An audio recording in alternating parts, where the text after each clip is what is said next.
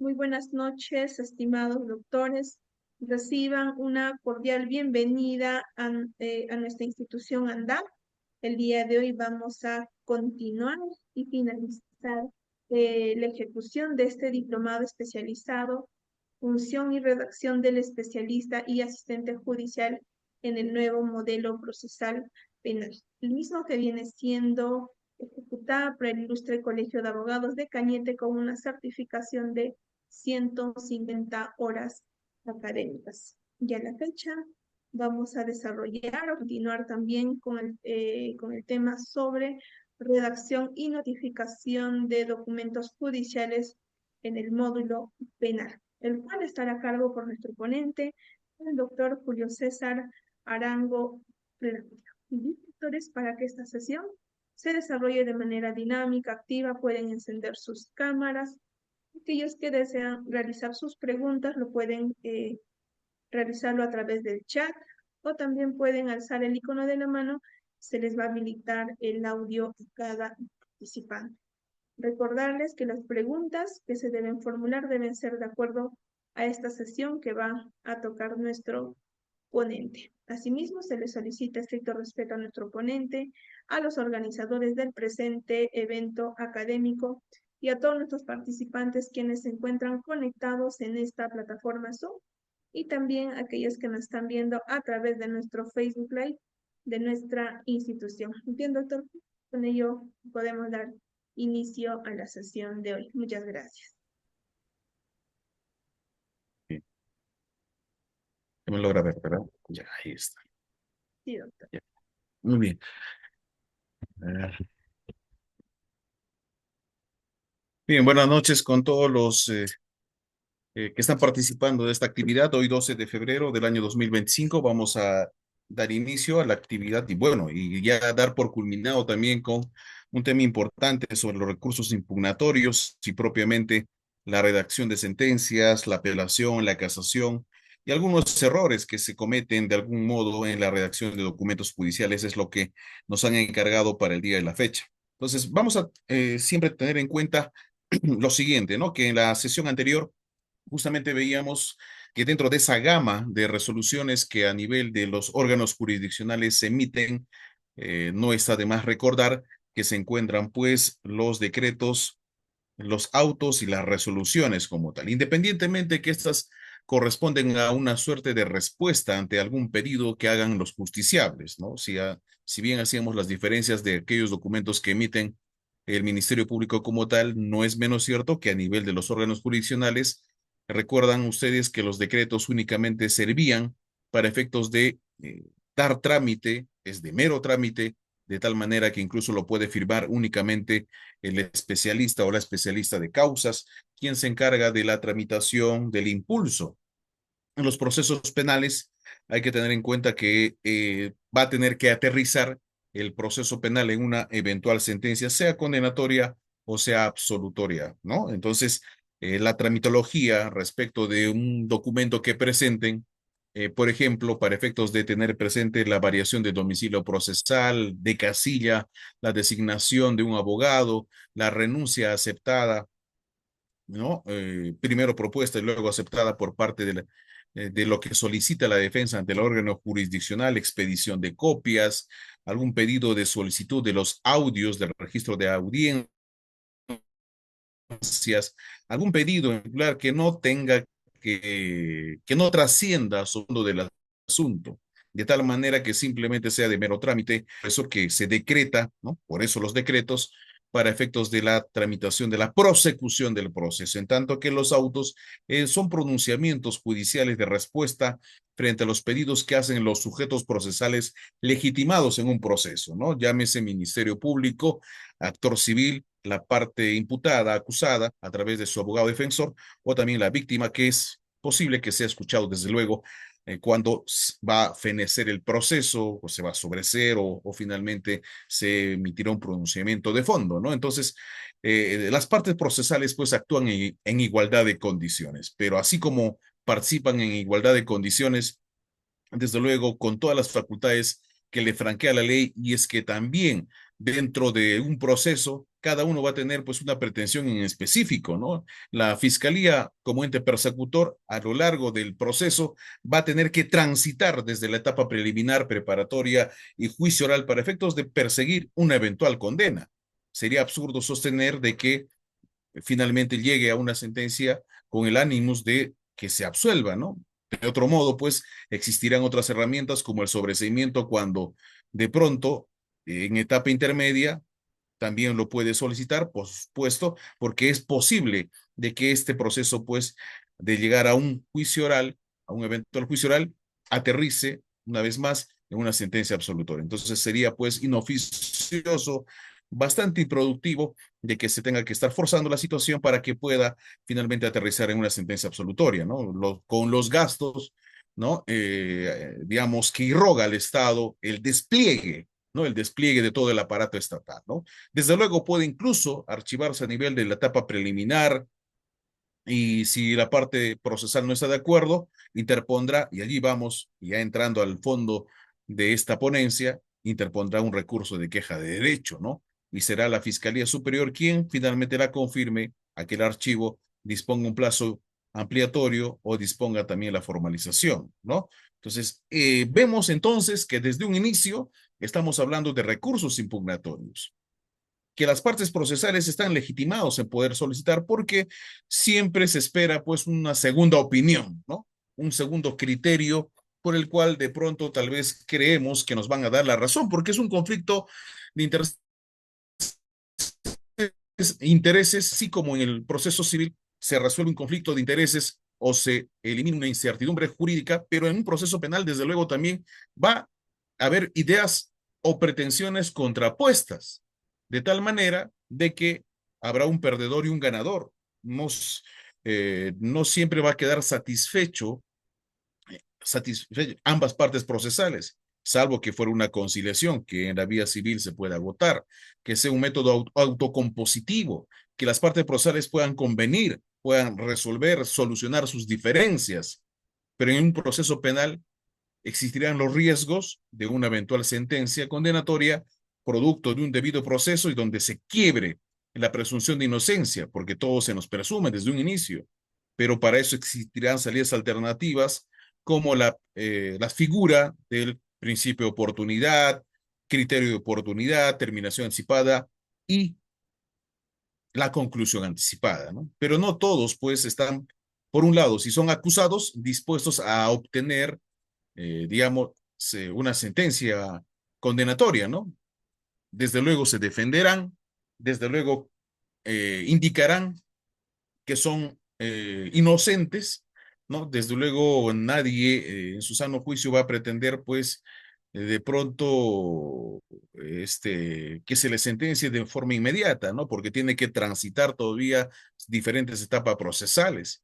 Pero al final, cuando transita por las etapas que ya ustedes conocen, va a haber una sentencia, ¿no? Y allí vamos, que así como en la etapa preliminar, preparatoria, hablamos de resoluciones recurribles, en un proceso que termina naturalmente con una sentencia condenatoria u absolutoria, también habrán pues disconformidades, habrán reclamaciones, habrán pues también insatisfacciones de las partes procesales por el cual van a interponer recurso de apelación. Entonces, ¿quiénes son los sujetos legitimados en un proceso penal? ¿No? Las partes procesales que hemos mencionado, cada uno desde su perspectiva, cada uno desde su cancha, desde su terreno que custodia, ¿no? El Ministerio Público en el ámbito penal, porque entiéndase como titular de la acción penal pública, va a tener que aspirar a que se obtenga una sentencia condenatoria. El actor civil, a efectos de que se imponga una reparación civil, entiéndase, digamos, justa, que responda pues a la indemnización de daños y perjuicios, ¿no? Y sea de alguna manera satisfecha en dicho extremo, ¿no? La defensa del acusado pretenderá que se le absuelva a su patrocinado, que no se quiebre pues la presunción de inocencia del cual gozamos todas las partes, bueno, en este caso los acusados, ¿no? O investigados también. Entonces, ¿quiénes son los sujetos legitimados? Ahí vamos entrando ya a la clase, lo que corresponde era necesario hacer esta introducción para entrar en contexto de lo que pretendemos nosotros dejar como lección el día de la fecha. ¿Ya? Entonces, vamos. Un momento. Ya. Entonces, fíjense. mm, Cuando hablamos de un concepto de recursos impugnatorios, entendemos que es un recurso, recurso, un medio impugnativo por el cual la parte que se considera agraviada por una resolución judicial que estime injusta o ilegal, ¿no? Allí vamos justamente a recordar lo que decíamos al inicio de esta clase. ¿Para quién? Para una de las partes será injusta la decisión, pero para la otra parte, en este conflicto de un perdedor o una persona que gana, será justa para aquel que ha respondido de pronto pues a la postura que ha sido de recibo la teoría del caso de una de las partes procesales que de pronto se ha defendido mejor o ha podido acreditar su hipótesis. Entonces, pero algunos considerarán que es injusta o es ilegal y ataca justamente para provocar su eliminación o un nuevo examen de la cuestión resuelta. En una sentencia, porque así como ya hemos explicado las resoluciones como decretos, autos, entre otros que responden a un pedido en concreto de un sujeto procesal legitimado, en una sentencia que aterrizó ya condenando o absolviendo, lo que va a pretender una de las partes seguramente es su revocatoria. O sea, es decir, ¿qué es lo que demanda? ¿Qué es lo que se pide? Que debe existir en el recurso impugnatorio una pretensión concreta, ¿correcto? Una pretensión concreta o un nuevo examen de la cuestión resuelta.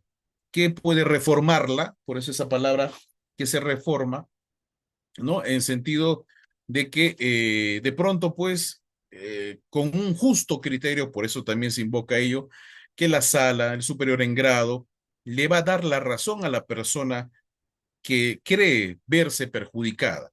Y para ello implica que también debe haber expresión de agravios, porque si una resolución no me genera agravios, ¿por qué tendría que estar yo recurriendo en grado de apelación una sentencia que no me perjudica? Entonces, por eso es lo que buscamos, una revocatoria, una eliminación, llamémoslo así, para que se entienda mucho más fácil, o un nuevo reexamen de la cuestión resuelta, ¿no? Que se reforme, si de pronto era un determinado sentido la decisión, debió ser de otra manera, y obtener pues un pronunciamiento que le sea favorable al impugnante, ¿no? Al recurrente. Entonces, son los conceptos que podemos recoger esta en la parte teórica de este libro, Los recursos en el procedimiento penal, editores El Puerto de Argentina 2006. Bien, avanzamos entonces, según el docente argentino, Alberto Binder, suelo a veces también citarlo, se trata pues de un control que se fundamenta, ya, que se fundamenta en cuatro pilares, o cuatro aspectos importantes, que la sociedad debe controlar cómo sus jueces administran justicia. Recuerden ustedes que el artículo 139 de la Constitución Política del Estado nos permite la crítica, ¿no? De las resoluciones judiciales. Bueno, que de pronto pues se ha desnaturalizado aquella crítica, ¿no? No es criticar al juez, sino criticar la resolución. Fíjense, no es criticar al juez, a las personas, sino que criticar, ¿no? Cuestionar la resolución. Eso me recuerda cuando en algún momento, cuando yo impuse una sentencia por omisión de asistencia familiar con pena efectiva en grado de apelación, se fueron contra la persona, en este caso contra quien emitía la resolución, que era yo, lanzando calificativos, etcétera, ¿no? Que era, digamos, un juez abusivo por haber impuesto una pena con efectividad cuando no superan los 3 años de pena privativa de libertad en un proceso de alimentos, cuando no me prohíbe, no le prohíbe a ningún juez de que pueda imponer una pena eh, en una sentencia condenatoria con efectividad, de tal manera que resulte siendo disuasivo, ¿no? Disuasivo en el colectivo, ¿no? En la población, ¿no? En aquellos que de pronto quiebran, ¿no? Cometen el delito de omisión de asistencia familiar u otro similar que fuese, en el cual, si bien no debería superar los 4, ahora 5 años de pena privativa de libertad para que sea simplemente suspendida, pero eso no es óbice, siempre cuando se fundamente adecuadamente, imponer una pena con efectividad. Si bien por política criminal, por deshacinamiento de los penales, en su momento por el COVID, incluso hubo decretos legislativos, el 1314, 1315, que incluso permitía, ¿no?, la revisión de los casos con prisiones preventivas de manera periódica, que incluso de oficio se debía revisar, o que apostaba por el deshacinamiento de los penales porque era imposible un distanciamiento, ¿no?, como tal en un estado de pandemia, pero desde luego esos eran circunstancias excepcionales que se han venido dando producto de la pandemia y por el cual se tenía que despoblar, ¿no?, la explosión demográfica en los penales, en los establecimientos penitenciarios, pero no prohíbe que el juez pueda imponer una pena con efectividad, ¿no? Y ahora, inclusive en las sentencias condenatorias, se busca el doble conforme para efectos de que el superior en grado tenga que, digamos, verificación que se ha hecho a nivel de primera instancia de que esta persona no va a volver a cometer un delito, es un reo primario, o permite, ¿no?, colegir de que no va a sustraerse la acción de la justicia y que digamos, por la voluntad impugnativa que tenga este sentenciado, aspirar pues a de que de pronto tenga una decisión diferente el superior en grado, ¿no? Entonces el doble conforme justamente permite eso, ¿no? De que no se, digamos, ejecute la efectividad de la pena, porque de pronto todavía pues existe la posibilidad que el superior en grado tenga un criterio diferente, ¿no? Tal vez solamente con pena suspendida o tal vez revoque la decisión de la primera instancia. Pero esa es una forma de controlar también a los jueces que administran justicia, justamente con los recursos impugnatorios. Pero reitero, ¿no? O sea, se cuestiona, se critica las resoluciones judiciales, más no a la persona. El sistema de justicia penal debe desarrollar mecanismos de autocontrol, ¿no? Que para ello justamente el legislador regula pues los recursos impugnatorios como veníamos indicando, no solamente el recurso de queja de derecho, ya que puede ser también cuando se emite una sentencia final para efectos de verificar si se está denegando un recurso con el auto de inadmisibilidad del recurso, que lo vamos a ver como ejemplos más adelante, o que podría también denegarse, pues, que se eleve, ¿no?, las actuaciones al fiscal superior en grado. Pero bueno, eso es lo que fija de algún modo, pues, en nuestro Código Procesal Penal, ¿no? Los recursos de queja, ¿no? Los recursos de apelación, reposición, casación, que lo vamos a ir viendo más adelante. Los sujetos procesales tienen interés que la decisión judicial sea controlada, desde luego, ¿no? Siempre va a haber una parte insatisfecha, disconforme con la decisión, ¿ya? eh, Vamos, el Estado le interesa controlar cómo sus jueces aplican el derecho, ¿no? Para evitar, pues, cualquier desviación, cualquier tema de arbitrariedad, si se quiere, ¿ya? Bien, bueno, vemos aquí que ya el TC, el máximo intérprete de la Constitución, en sendos pronunciamientos constitucionales, se ha referido justamente a esta pluralidad de instancias, ¿no? Y que no solamente tiene soporte constitucional en el fuero de nuestra legislación interna, sino también bajo el principio de convencionalidad. Bajo el principio de convencionalidad, también dar a conocer que los tratados internacionales, como la Convención Americana de Derechos Humanos, lo prevé en el artículo 8, inciso 2, que durante el proceso toda persona en igualdad de condiciones tiene garantías mínimas, como cuáles, la facultad de recurrir ante un juez o tribunal superior, ¿no? Y también lo indica el Pacto Internacional de los Derechos Civiles y Políticos en su artículo 14, que toda persona declarada culpable de un delito tendrá derecho a que el fallo condenatorio y la pena que se le haya impuesto sea sometido a un tribunal superior, conforme a lo previsto por ley, ¿ya?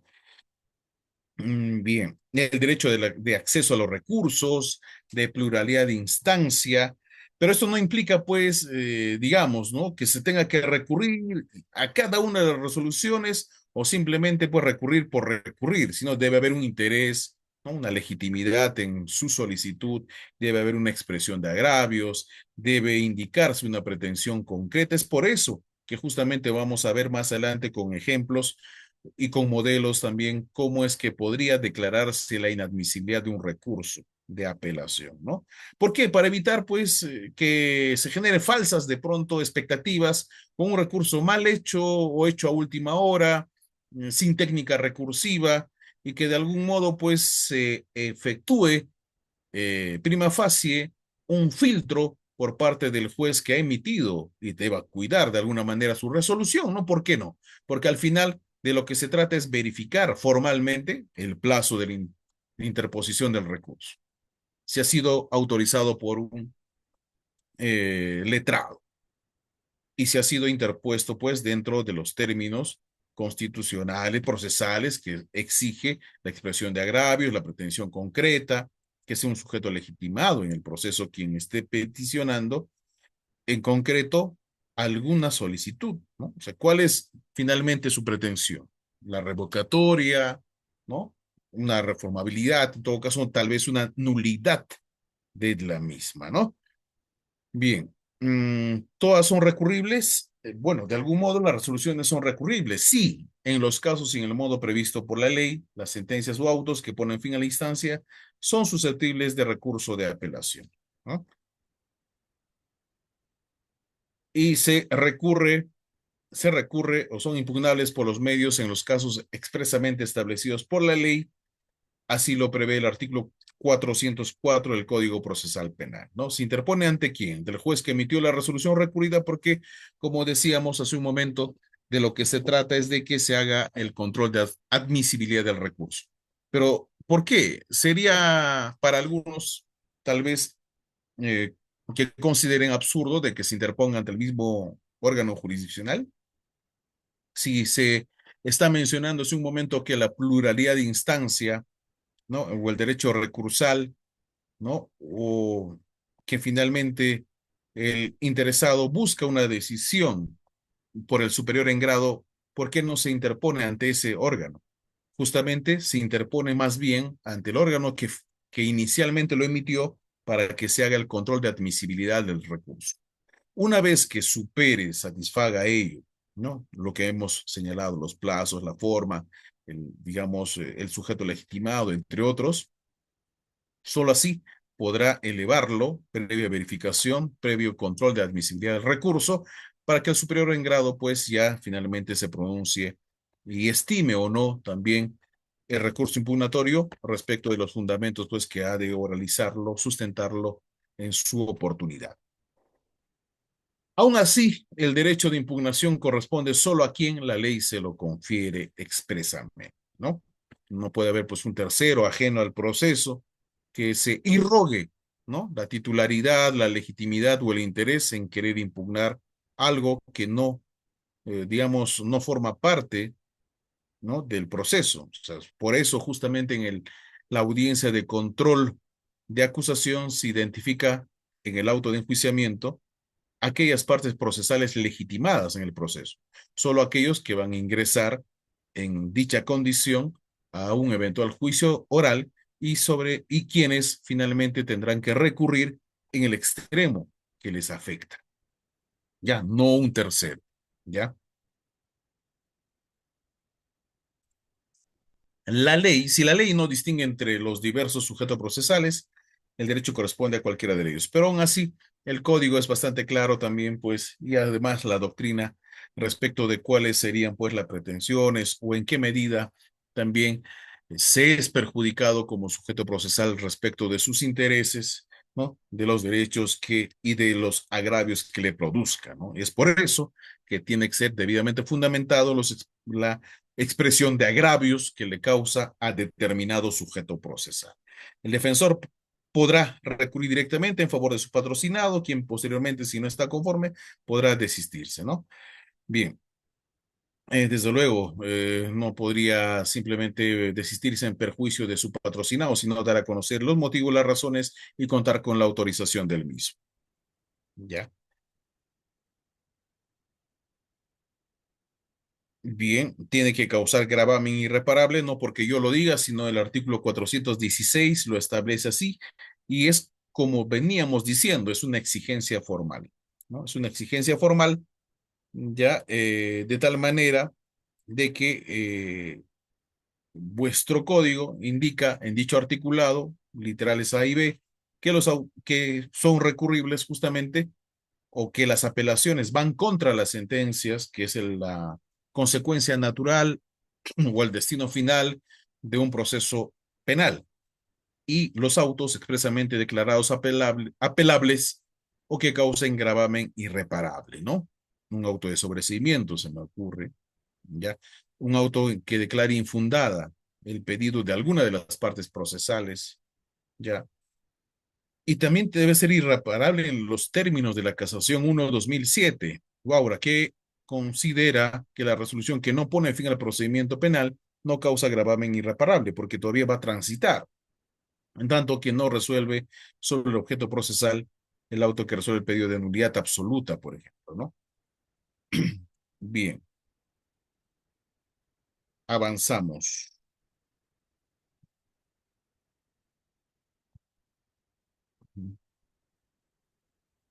Las formalidades del recurso. Debe ser presentado por quien resulte agraviado por la resolución, aquel que tenga interés directo, ¿no? Se halle facultado legalmente. Por eso decíamos, ¿no? Que se identifica en el auto de enjuiciamiento. ¿Quién lo emite el auto de enjuiciamiento? Que a propósito también es recurrible, ¿no? Ahora con las últimas modificatorias y que ya en estos últimos días han salido pues pronunciamiento de diferentes autoridades y representantes de instituciones de que podría generar de pronto pues un cargamontón, un caos y que le hace un flaco favor, ¿no? A que los procesos tengan que ir avanzando, ¿no? En un ritmo deseado, porque si se va a recurrir el auto de enjuiciamiento, de alguna manera pues hace que se retrase, ¿no? Su tramitación en pos de que debió tal vez ya ingresar a juicio oral y resolver ese problema del cual incluso ha demorado años, tal vez a nivel de investigación preliminar y preparatoria. Pero bueno, son modificaciones que se han venido dando, son posturas que seguramente ustedes también tienen y otros tantos, pero que definitivamente pues hace que se vaya aletargando un poco, ¿no? El desarrollo del juicio oral. Pero bueno, sin desviarnos, el tema es de que debe existir sujetos legitimados señalados expresamente en el auto de enjuiciamiento, que antes era irrecurrible, ahora no, ahora más bien se puede recurrir porque en ella se establece los sujetos procesales, quienes tengan interés directo, quienes se hallen facultados legalmente para recurrirla, y el Ministerio Público incluso puede recurrir a favor del imputado, ¿no? Porque sobre todo es defensor de la legalidad, ¿no? No se ve usualmente este aspecto, pero debería, ¿no? O podría, mejor dicho, ya puede recurrir incluso a favor del imputado, que es interpuesto por escrito y en plazo previsto por ley. Los puntos de la decisión, o sea, ¿qué decisión me afecta, no? ¿Qué fundamento?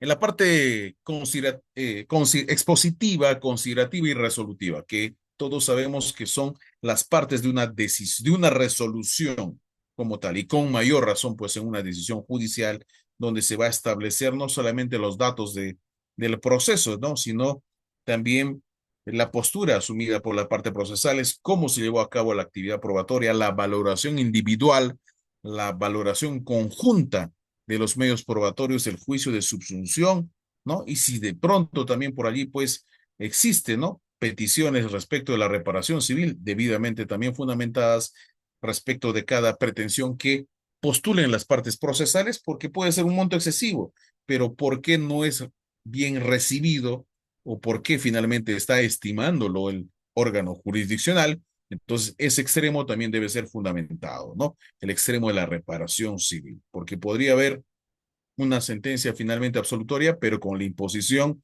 de una reparación civil, que tenemos algunos ejemplos que lo vamos a ver en esta segunda parte. Expresar los fundamentos de hecho y de derecho que lo apoyen, ¿ya? Siempre debe haber una pretensión concreta, ¿ya? Bien, bien, esto hemos hablado en alguna oportunidad sobre la reparación civil que se determina juntamente con la pena, pero el quien se encuentra legitimado en ese extremo es el actor civil, ¿no? No es precisamente, si bien sabemos todos de que el titular de la acción penal pública es quien va a representar a la sociedad en juicio, ¿no? Representa a la sociedad en juicio. Sin embargo, pues cuando una vez constituido como actor civil, el agraviado se constituye en actor civil, será este quien defienda ese extremo de la reparación civil, ¿no? O sea, procurará la indemnización de daños y perjuicios, ¿no? O la restitución, y si no fuera posible la restitución, el pago de su valor, ¿no? Eso lo establece el Código Penal, la parte sustantiva, y esto se determina juntamente con la pena. Pero desde luego, allí cesa la legitimidad del Ministerio Público. Cesa en buena cuenta porque el actor civil es quien va a defender ese extremo. De otro lado, hubiese renunciado, ¿no? Mucho antes, ya, mucho antes de que se concluya o se culmine la investigación preparatoria para poder optar, ¿no? Por irse a la vía civil. Pero bueno, ya está en la etapa intermedia, está a punto de ingresar al juicio oral y tendrá pues que en este caso, una vez corrido el traslado con la acusación, pedir incluso el incremento de la reparación civil para los fines de los intereses que viene defendiendo del agraviado, ¿no? Entonces, fíjense, ya es el sujeto legitimado. Es por eso que en una eventual sentencia desfavorable, lo que tiene que atacar únicamente el actor civil es la reparación civil. Y si la fiscalía no cuestionó la sentencia absolutoria, lamentablemente, pues solamente tendría que referirse el actor civil al extremo de la reparación civil. ¿Ya? La sentencia, bien, decíamos que en este caso, el artículo 12, numeral 3, tengo una sentencia ahí que le vamos a mostrar, obviando los nombres, sobre eh, una sentencia en el cual, si bien es absolutoria o si bien hay un auto de sobreseimiento también, la primera, una sentencia que es producto de un juicio oral, el auto de sobreseimiento que de pronto se ha emitido en etapa intermedia, no impide en ambos casos, ¿no? Al juzgado, al órgano jurisdiccional, pronunciarse pues sobre la acción civil, ¿no? Derivado del hecho punible válidamente ejercida cuando proceda. De pronto, es un hecho extrapenal, ¿no?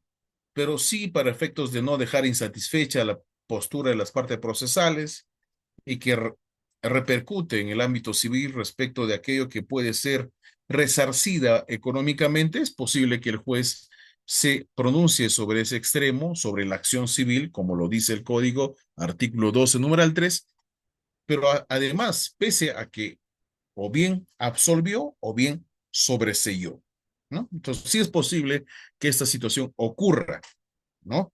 O de pronto cuando hubo pues una mala calificación jurídica, nunca se dio cuenta o no quisieron darse cuenta, había un delito de usurpación que no ha podido corroborarse, ni mucho menos acreditarse, ¿no? Dentro del tipo penal, no ha satisfecho los elementos constitutivos del tipo penal y únicamente ha trascendido en el ámbito de un eventual daño, ¿no? Pero que no ha sido materia de investigación, formalización, ni mucho menos acusación.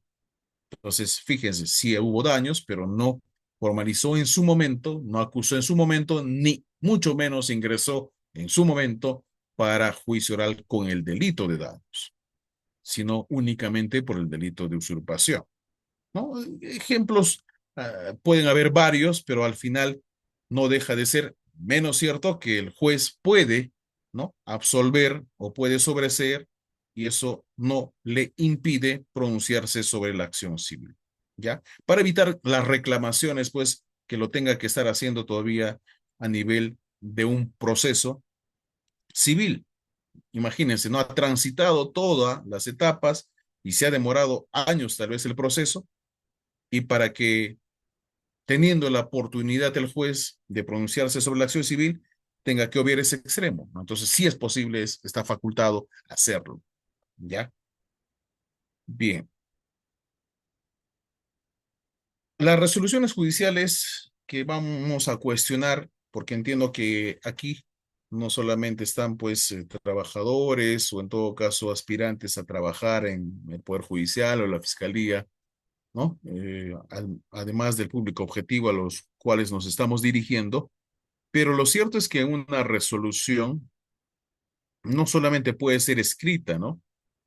Claro, el artículo 139 de la Constitución dice debe haber una motivación de resoluciones, bueno, esencialmente escrita, ¿no? Pero no se descarta o no desmerece que las resoluciones puedan ser motivadas también oralmente. Y ciertamente así se hace, ¿no?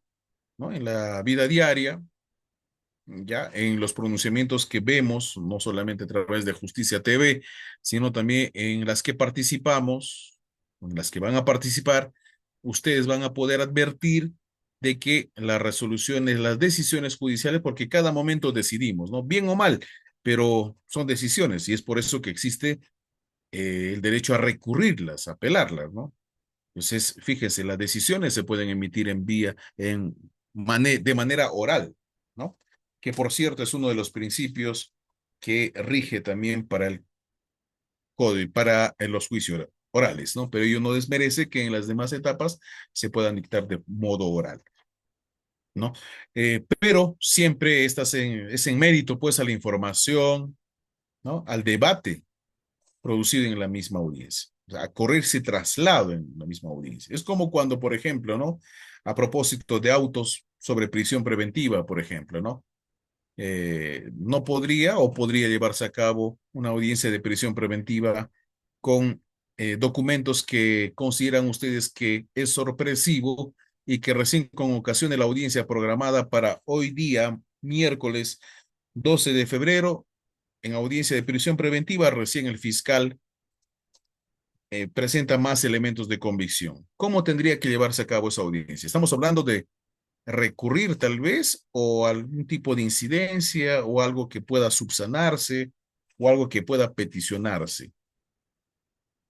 Tendría que llevarse a cabo. ¿Cuál sería de pronto el trámite correcto para efectos de evitar algún tema de indefensión o cuestionamiento o evitar nulidades posteriores? Hoy es la audiencia, ¿no? Programado para hoy y recién tiene más elementos que ha estado consiguiendo porque, fíjense, ¿no? Es un constante trabajo dinámico, pues, y titánico en algunos casos de recabar documentos, pero no le dio tiempo porque ya los plazos le vencían para efectos de ponerlo a disposición del juzgado de turno. Pero tiene más elementos que le han ido llegando. La audiencia de prisión preventiva tendría que llevarse ¿de qué forma? Me explico, respecto de estos últimos documentos de elementos de convicción que además tiene la Fiscalía y que ha logrado conseguir posterior a la presentación de su requerimiento de prisión preventiva. ¿Cuál sería ese ingrediente que falta para que se lleve a cabo de manera adecuada la audiencia de prisión preventiva? Porque recuerden ustedes, va a haber un auto, ¿ah?, que declare fundada o infundada la prisión preventiva. Pero por allí tal vez se pueden valer las partes de tecnicismos para cuestionar la decisión que se tome por la afectación a un debido proceso, tal vez. ¿Cuál tendría que ser el paso a seguir para evitar la transgresión de algún derecho fundamental cuando hay nuevos elementos de convicción y hay un pedido de prisión preventiva de por medio? A ver, pueden escribir en el chat de comentarios. Miren cómo habla el profesor, ¿no? Sin descanso. Pero ya ustedes también tienen que participar. Si no van a participar hablando, por lo menos escribiendo. A ver, ¿cuál sería el trámite correcto a seguir?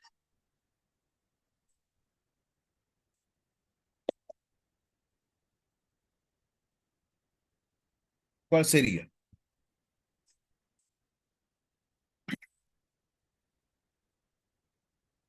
Llevamos a cabo la audiencia, lo suspendemos. Tercera opción, sacamos copia. Cuarta opción, decimos que no debe entrar en debate esos elementos de convicción porque han sido presentados con posterioridad al requerimiento de prisión preventiva y cualquier documentación resultaría siendo sorpresiva. Mira, tenemos como cuatro opciones ya. ¿Cuál sería lo correcto? ¿Están en clase o no? Sí se me logra escuchar, ¿verdad? Imagino que sí, o estamos hablando en el vacío, no creo. Sí, ya. Ángel Fabián va respondiendo la última opción, sí, pues. Podría ser esa, alguien que indique lo contrario. A ver, si fueran clases de universidad, tendría que llamar uno por uno, ¿no? Bajo riesgo aumen- de aumentarles o reducir el puntaje de participación, pero bueno, entiendo que hay cierta flexibilidad en este curso. No hay puntaje, no hay que deba poner el expositor, tal vez sí, finalmente ya producto del examen. Pero sería bueno que participen, ¿ah? Si no, tendría que llamar a Noemí Mesa, a Obdulia Laurente, a Percy Chacón, ¿no? A Marco Rodríguez para ver si están atentos.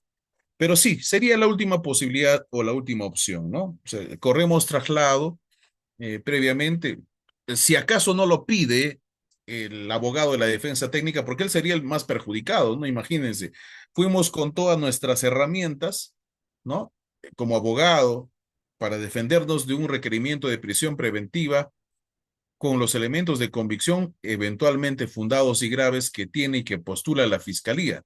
Entonces yo me oriento y voy enfocado en rebatir como abogado de la defensa técnica esos argumentos. O sea, voy a rebatir los argumentos y también los elementos de convicción porque voy a cuestionar indicando que seguramente son débiles o tal vez en el peor de los casos sí son elementos de convicción, pero no son fundados y graves. Allí tenemos que atacar porque lo demás que sean copulativos, que se desarrollen los 5 presupuestos, que el acuerdo plenario extraordinario 1/2019, la casación Moquegua, etcétera, y las que existen también después, es un producto, es un debate posterior, ¿no? Estamos ahorita de saque identificando que hay elementos de convicción nuevos. Sería sorpresivo para algunos, pero no, o sea, para evitar cualquier cuestionamiento, porque al final podría eh, efectivamente transgredirse algún tipo de derecho, ¿no? El derecho a la defensa, ¿no? El debido proceso. Entonces, el abogado de la defensa técnica de la parte acusada, de la parte investigada, todavía no hay acusación, ya indicará pues que se le corra traslado con la documentación que se le facilite por el medio más idóneo posible, o una copia, sea física o digital, y si es abundante, incluso pedir una suspensión, ¿no?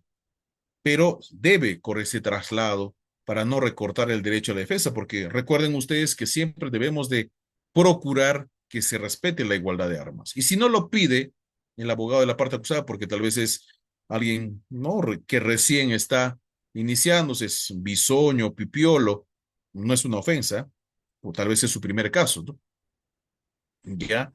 Y no he escuchado pues estas clases en ANDAP, entonces se va a ver tal vez de brazos atados y no decir nada. No, tampoco es así. O sea, tendrá que indicar, ¿no? Que por las clases que tal vez sí escuchó su compañero, más no él, que se le debe correr traslado para efectos de que también tenga la oportunidad de rebatir esos argumentos, ¿no? Y así ingresa a debate esos elementos de convicción y sobre los cuales también tendrá que referirse en el debate cuando se está discutiendo una medida tan grave, ¿no? Esta medida coercitiva de naturaleza personal. Por eso es la última opción, ¿no? Que espera hasta interponer su habeas corpus, dice Javier.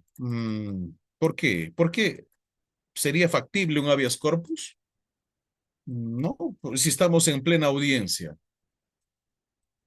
tendría que resolverse todavía esa petición. Hay un pedido en concreto y estamos en audiencia, se lleva a cabo la audiencia con los sujetos acreditados en audiencia y tiene que terminar esa audiencia, así sea de pronto extendiéndose en el horario, pero debe haber una respuesta declarando fundada o infundada ese pedido. Pero un habeas corpus no lo veo ahí, no, en ninguna de sus formas, ¿ah? Salvo me digas qué tipo de habeas corpus, para también responderte que no procede pues en esas circunstancias, ¿no? Porque aquí hay un pedido en concreto sobre la libertad, claro que sí, porque el habeas corpus protege la libertad de locomoción individual, ¿no? Como garantía constitucional o como procedimiento constitucional. pero no aplica, ¿no? Porque al final estamos dando la posibilidad de ingresar a debate la postura, ¿no? Que tendrán los mismos respecto de los elementos de convicción, ¿ya?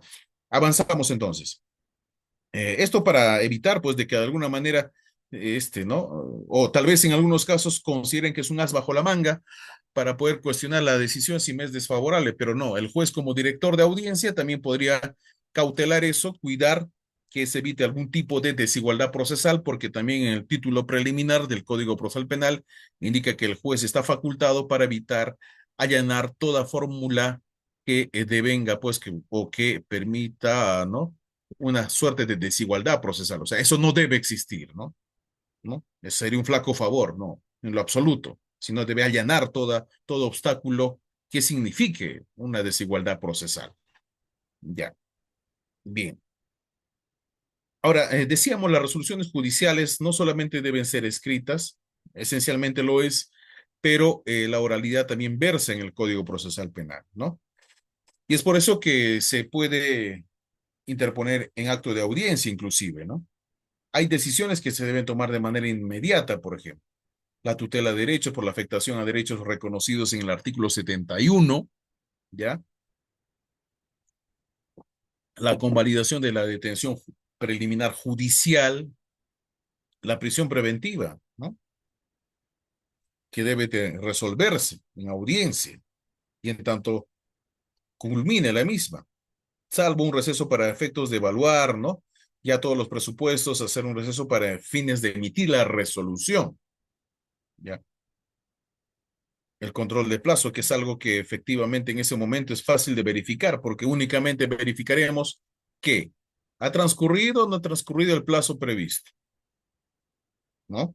Y si vamos a disponer que ya existe un pronunciamiento por parte de la Fiscalía emitiendo el requerimiento que corresponda por ley, sea un requerimiento de sobrecimiento, sea un requerimiento de acusación.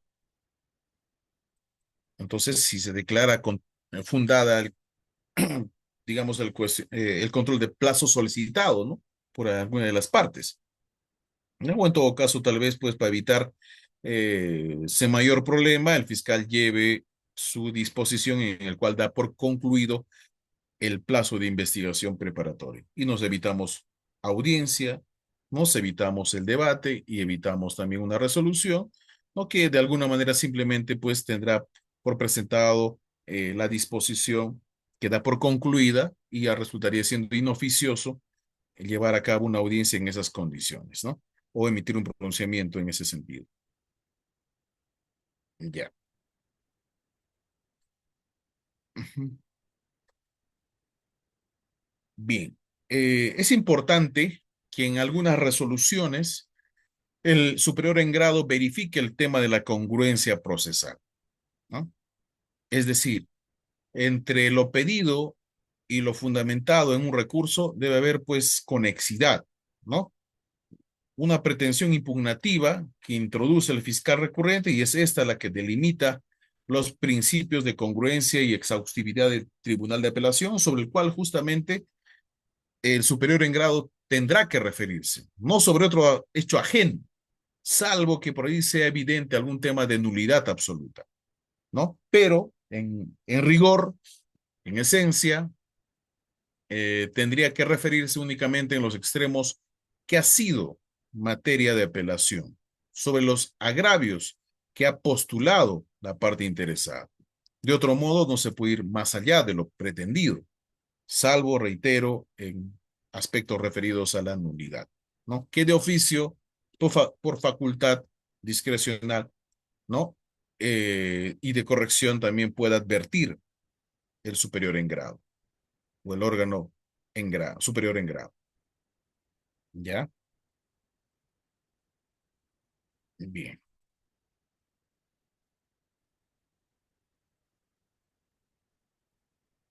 Ujú. Vamos avanzando. A ver.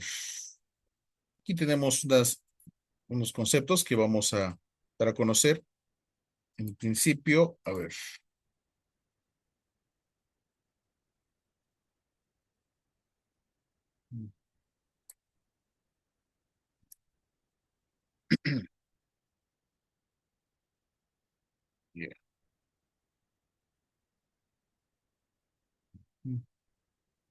Bien.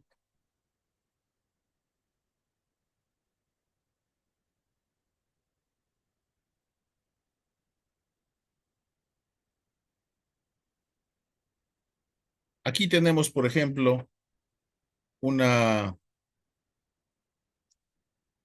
un recurso de apelación, ¿ya? Está borrado los nombres, ¿ya? Por obvias razones. Se indica el número de expediente, el nombre del especialista se podría indicar también, pero lo que no se debe de dejar de consignar es el órgano jurisdiccional al cual se está dirigiendo el escrito. Una vez más, porque será el juzgado quien efectúe el control de admisibilidad del recurso, ¿correcto? En el proceso penal que en primera instancia se le siguió por un supuesto delito, ¿no? X, ¿ya? Y que va a invocar, debe haber un petitorio, por eso les decía, ¿no? El tema de la congruencia procesal, no solamente esta se limita a que el recurso debe tener una pretensión concreta y el desarrollo del recurso tenga que engarzar, ¿no? Con lo que está pretendiendo y lo que está cuestionando e indicar los puntos de la decisión que le causan gravamen, perjuicio, sino también va a fijar, ¿no? Los puntos sobre los cuales va a tener que referirse únicamente la decisión de la sentencia de vista o de segunda instancia. Evidentemente, la parte solicitante tendrá que indicar al amparo de qué artículo es que va a recurrir en apelación. Y si nosotros vemos nuestra Biblia, perdón, la Biblia o el Código Penal, ¿no? Que tenemos en mano, vamos a ver que en el artículo 414 ya identificamos varios supuestos, ¿no? Por ejemplo, estamos frente a una situación en la cual se pretende recurrir en apelación, para el cual debemos advertir que hay 5 días para interponer recurso de apelación. 414, inciso B. Concordante con inciso 2 del artículo 405. Pues, ¿qué es lo que nos dice el 405? Formalidades del recurso. ¿Qué formalidades exige que sea presentado, como decíamos, por quien resulte agraviado por la resolución? ¿No? Quien tenga interés directo y se haya facultado legalmente para hacerlo, etcétera. Que sea interpuesto por escrito, ¿no? ¿Por qué? Porque es una sentencia que se entiende que ha sido, pues, si bien leído algunos aspectos importantes, hay lineamientos, ¿no? Del fallo, pero en rigor va a tener que computarse desde el momento que hay una sentencia íntegra que se le notifica a la parte procesal y desde el cual recién se habilita los plazos para recurrir en grado de apelación. O sea, estamos frente a una sentencia, ¿no? Porque distinto sería que hablemos de un recurso, perdón, de reposición o alguna otra decisión que subyace en un auto en el decurso de una audiencia. Pero ahora estamos ya propiamente en una sentencia y es por eso que tiene que realizarse por escrito y en el plazo previsto, ¿no? En este caso, estamos frente a una sentencia diferente a un auto que son 3 días, en una sentencia 5 días. ¿Ya? Eh, También puede interponerse en forma oral, como decíamos, cuando se trata de resoluciones expedidas en el curso de la audiencia, ¿no? En cuyo caso el recurso se interpondrá en el mismo acto en que se lee la resolución que lo motiva. Sin embargo, eh, algunas partes procesales indican, ¿no? No me encuentro de acuerdo, pero ¿qué va a recurrir o no? Me reservo, dicen. Ya es su decisión que al final, pues, de interponer algún recurso o de no formalizarlo, quedará simplemente en la falta de voluntad impugnativa. Entonces, no es correcto indicar en ese sentido de que me reservo. O sea, tiene que haber voluntad impugnativa de tal manera que si no lo refleja, mucho menos lo formaliza, no tendría por qué ser admitida. ¿Ya? Que se precise las partes o puntos de la decisión a los que se refiere la impugnación y se expresen los fundamentos, ¿no? De hecho y de derecho que la apoyen. El recurso debe concluir formulando una pretensión concreta. Entonces aquí vemos en el ejemplo, interpone un recurso de apelación contra la sentencia, resolución que 1, 2, 6, dice, ¿no? De fecha que, de tal fecha. En el extremo que resuelve condenando al suscrito a 4 años de pena privativa de libertad suspendida, ¿ya? Mm, y en un mismo periodo de prueba e inhabilitación, ¿no? Estamos frente a un delito de corrupción de funcionarios, bueno, cometido por funcionarios públicos, la modalidad de peculado doloso, ¿no? Que es para sí y para otro, ¿ya? Y solicita que se eleven los actuados al superior jerárquico a fin de que con mejor criterio resuelva lo siguiente. Se dan cuenta ustedes en la pantalla que aquí estamos viendo, hay un petitorio, ¿ya? Hay un amparo legal. ¿Pero qué? ¿Qué más? Que está indicando que no está de acuerdo con la pena impuesta, que fue más allá de que sea suspendida, ¿no? Porque ¿qué es lo que más importa en los delitos eventualmente cometidos por funcionarios públicos? Si ustedes se dan cuenta, no solamente su disconformidad es que la pena, bueno, no haya sido en hora buena, pues, para los intereses de él, efectiva, porque pudo haber sido efectiva, ¿no? Pero ha sido suspendida y aún así se encuentra disconforme porque acarrea pues una sentencia condenatoria. Y además hay un periodo de prueba y sobre todo la inhabilitación. Y en los delitos cometidos por funcionarios públicos, lo que de alguna manera perjudica, a diferencia de cualquier mortal, como se dice, de cualquier otro trabajador o funcionario, es la inhabilitación, definitivamente la inhabilitación, ¿no? Entonces aquí también no está de acuerdo con la pena impuesta y con la inhabilitación, que la inhabilitación pues es una pena accesoria, ¿no? En algunas también es dispuesta como pena principal. Bien, lo cierto es que no está de acuerdo con esos puntos y hay una pretensión concreta. Se revoque la sentencia en el extremo apelado, ¿no? Por causarme agravio y no estar arreglada a derecho. Vamos a ver por qué no está arreglada a derecho. ¿Qué más propone? O sea, tiene que proponer, ¿no? Reformándola, disponga la absolución. Entonces, ya vamos deduciendo, sin tener la sentencia, que este señor X está solicitando se revoque la sentencia, que fue una pena condenatoria con mismo periodo de prueba, con inhabilitación, y además está peticionando que se reforme y se le absuelva. O sea, se considera el inocente de los cargos por el cual ha sido sentenciado, ¿correcto? ¿Y qué más decía nuestra Biblia, el código? Que debe ser revocada, o sea, debe haber una pretensión concreta y entonces sí satisface este modelo, ¿no? Debe ser revocada por cuanto le produce los agravios. ¿Qué agravios dice? Respecto del primer hecho imputado, existe una errónea valoración de las pruebas por las que se concluye que el suscrito autorizó el pago de una subvención económica extraordinaria al personal que elaboró los estados financieros e inventario del año 2000. Al margen de cuál entidad sea, estamos hablando frente a un hecho en el cual en la sentencia de pronto no se han valorado adecuadamente las pruebas. Las pruebas se deben valorar individual y también de manera conjunta. O sea, pronunciarse, referirse, así sea un renglón, como se dice, sobre cada medio probatorio respecto del cual, ¿no? Respecto del cual mmm, me convence o no me convence, ¿no? Porque es eso, finalmente, ¿no? O sea, debe existir algún tema de convencimiento en el juez respecto de una postura que indica las partes procesales, ¿no? Favorable o no en sentido positivo o negativo, pero algo se tiene que decir sobre ese medio probatorio documental, ¿no?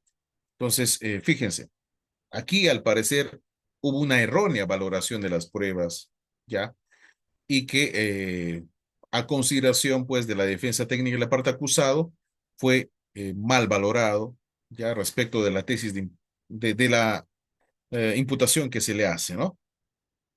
Lo otro, vulneración del principio de tipicidad, dice, por errónea subsunción del hecho imputado al suscrito en el tipo penal contenido de tal párrafo. Recuerden ustedes que el peculado debe estar bien especificado, si se quiere. O sea, no basta con decir peculado a secas, ¿no? O sea, puede decirse lesiones leves en otro tipo de casos. ¿Por qué? Porque sabemos cuál es el quantum de la lesión. Caso contrario, serían faltas únicamente.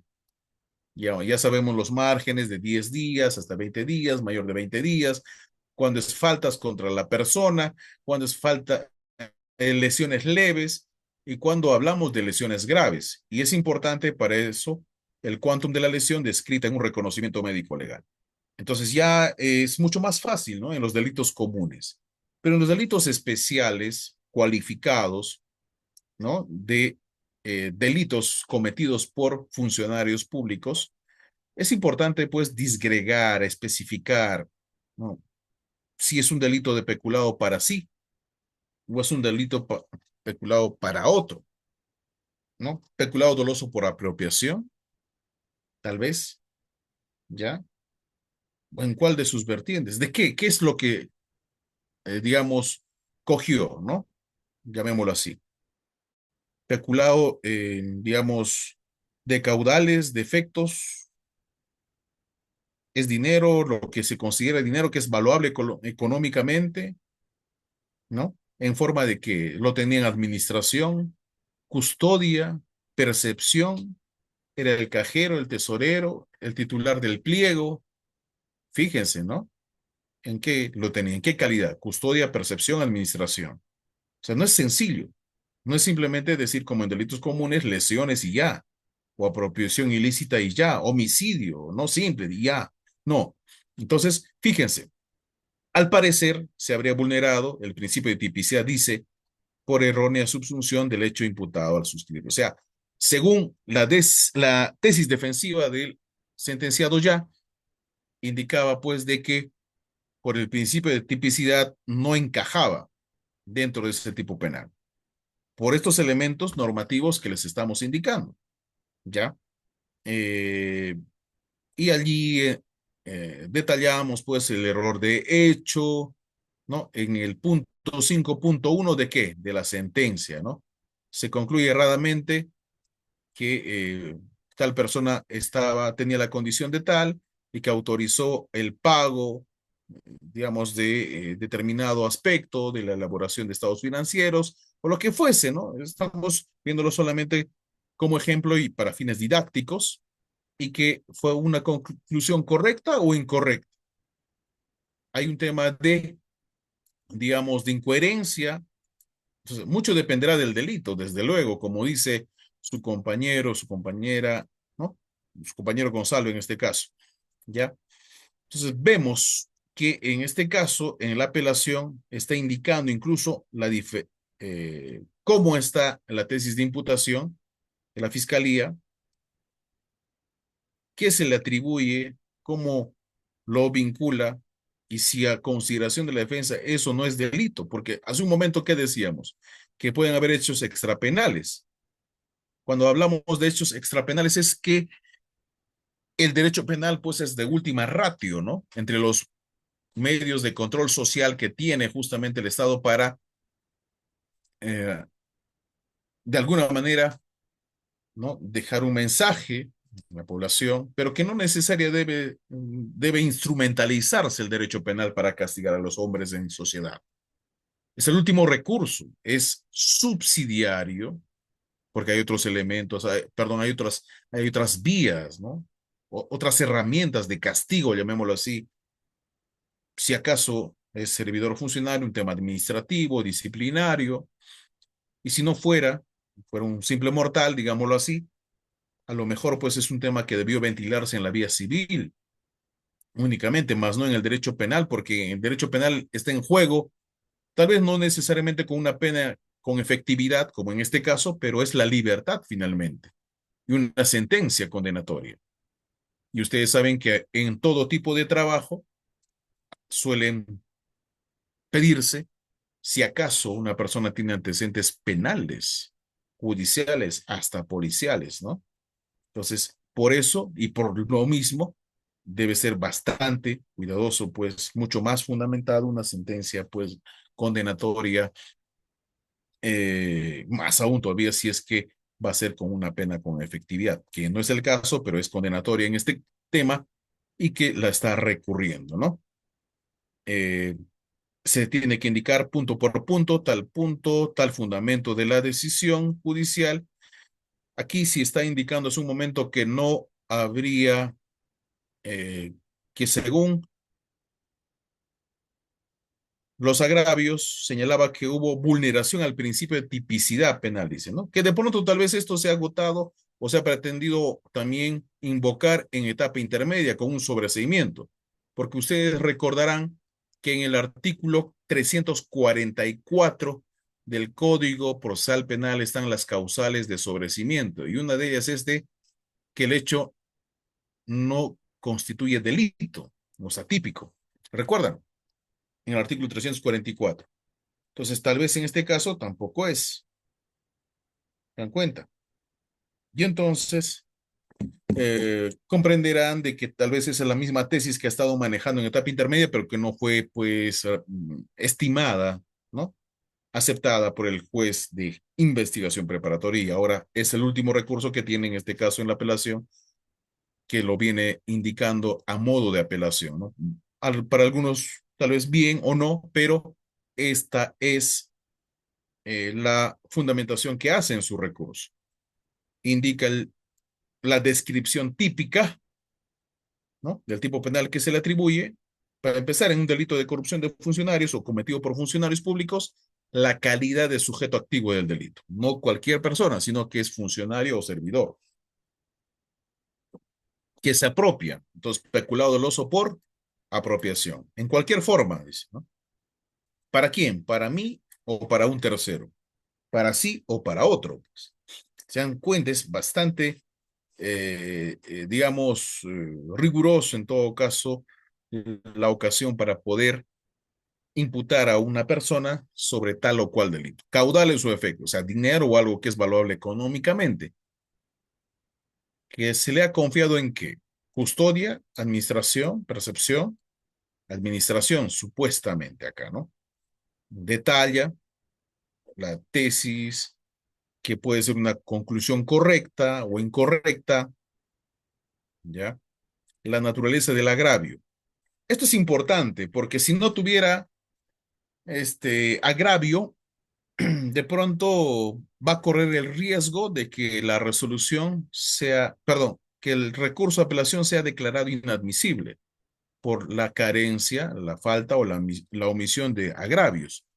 Y el agravio, la naturaleza del agravio, según este modelo de apelación de sentencia, dice que condena al suscrito, o sea, a ese sentenciado, por errores de hecho y de hecho, de derecho ya descritos, que le generan un agravio de naturaleza constitucional a su libertad, ¿no? De naturaleza económica también. ¿Por qué? Recuerden ustedes que la reparación civil se determina conjuntamente con la pena, ¿no? Conjuntamente con la pena, y entonces pues estamos frente a un agravio que no solamente podría limitar su libertad, sino también el aspecto pecuniario, ¿no? La reparación civil. ¿Ya? Al vulnerarse el principio de legalidad y tipicidad, toda vez que el juzgado habría inaplicado las normas materiales mencionadas, así como no ha valorado adecuadamente las pruebas que sustentan su defensa, produciéndole agravio. ¿Por qué? Con una sentencia condenatoria que considera que es injusta, ¿no? Que es ilógico, que no traduce la realidad de los hechos, según dice la defensa, ¿ya? Y que le causa pues angustia, ¿no?, en un proceso penal que, si bien todavía no ha sido confirmada o no, por la instancia superior, y por eso que justamente está apelando, le podría generar algún tipo de perjuicio en su libertad, ¿no?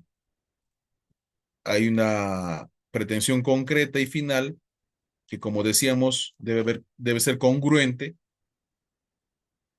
entre lo pedido y lo desarrollado, y justamente sobre eso se pronunciará la sala en la sentencia de vista, ¿no?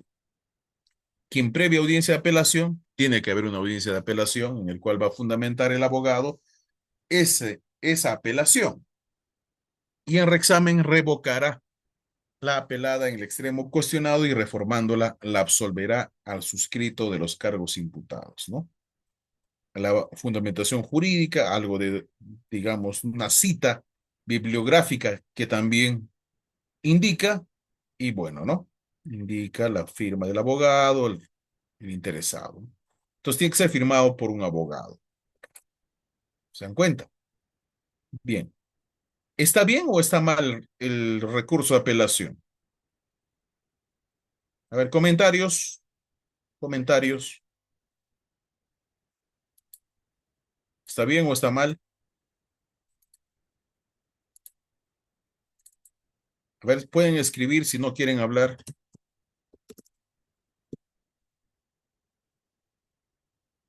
A ver, ¿quién se atreve?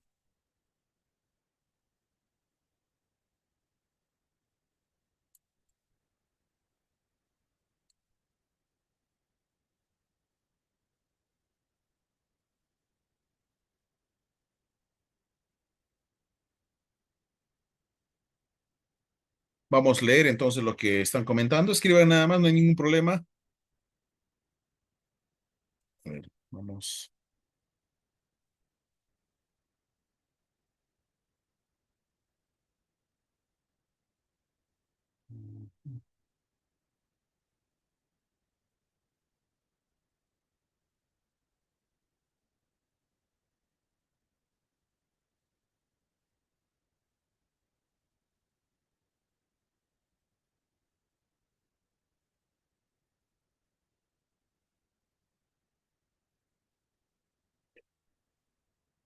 A ver, vamos al chat para ir avanzando.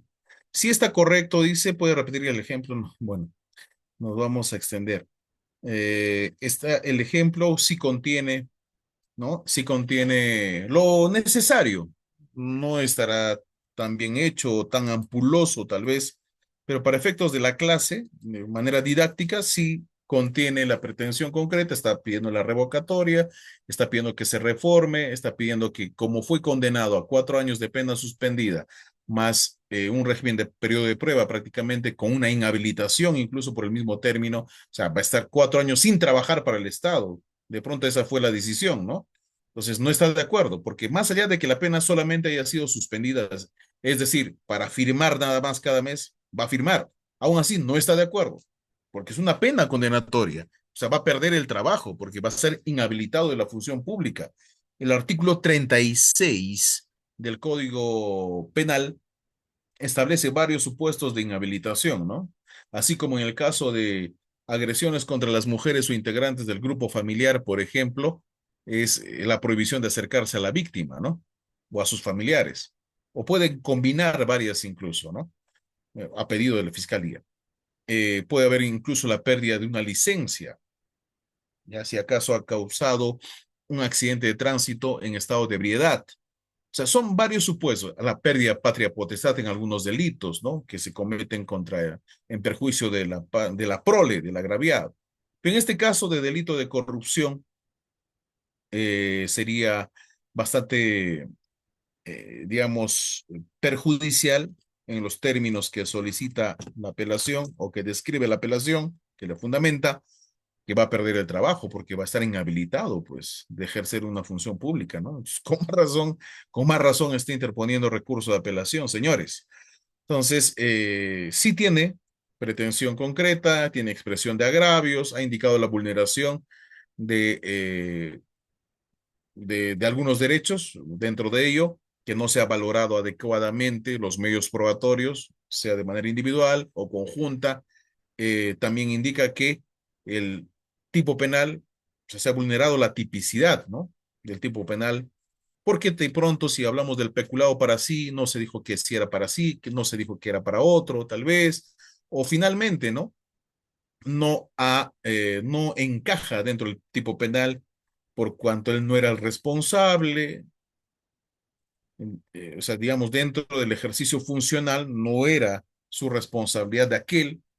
Entonces, fíjense, ¿no? Estamos hablando frente a un delito en el cual importa mucho describir si está en calidad de percepción, administración o custodia, ¿no? De lo que se le está confiando, si son caudales o efectos del Estado. En algunos requerimientos, no vamos a decir cuáles, pero se ha visto de que no se dice si es peculado para sí o peculado para otro. En serio, ha pasado en algún momento cuando yo ejercía la defensa pública, hace muchos años atrás, y pese a que se cuestionó, el juez de investigación preparatoria lo mandó a un juzgado colegiado X, ya, y bueno, pues ya en grado de apelación se ha tenido que retrotraer hasta la audiencia de control de acusación para que se haga una correcta, este, eh, verificación, ¿no? Respecto del tipo penal que se está poniendo en entredicho para un eventual juicio oral. Es decir, que se debió devolver en acto de audiencia el juez de investigación preparatoria al Ministerio Público para que precise efectivamente cuál conducta se le está incriminando, ¿no?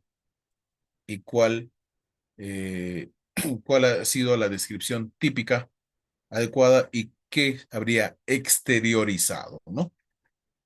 Bien, es correcto, dice acá. Inclusive la defensa habrá interpuesto excepción de improcedencia de acción. Posiblemente, tiene razón Renzo, es posible. O sea, son medios técnicos de defensa que se postulan según el artículo 6 del Código Procesal Penal, que puede ser antes de la etapa intermedia, durante la investigación preparatoria o sea, por estrategia, si acaso me preguntas como abogado, podrías un poco para saber, ¿no? ¿Cuál podría ser la decisión o qué está razonando el juez o qué podría ser más conveniente en tu defensa a nivel ya de etapa intermedia, pero podrías postularlo antes, ¿no? Nada te impide hacerlo. Podrías formular un medio técnico de defensa antes de la audiencia de control de acusación, porque ya cuando hay una audiencia de control de acusación, también, desde luego, tendrás 10 días y ese es otro momento procesal, ¿no? 10 días donde vas a tener que presentar medios técnicos de defensa o tal vez algún sobreseimiento, cada uno con sus particularidades y sobre el cual vas a tener también una decisión del juez, ¿no? Si es posible. Ya, el delito de violencia de no ser notificado en un plazo de un año después de ese plazo ya no te lo toman. Bueno, no sé a cuál se está refiriendo. Si hablamos de faltas, prescriben al año en determinadas situaciones, pero si hablamos de delito, tendría que operar la prescripción ordinaria y la prescripción extraordinaria, ¿no? ¿Cuál es el plazo para responder una notificación? Para responder una notificación, bueno, depende, ¿no?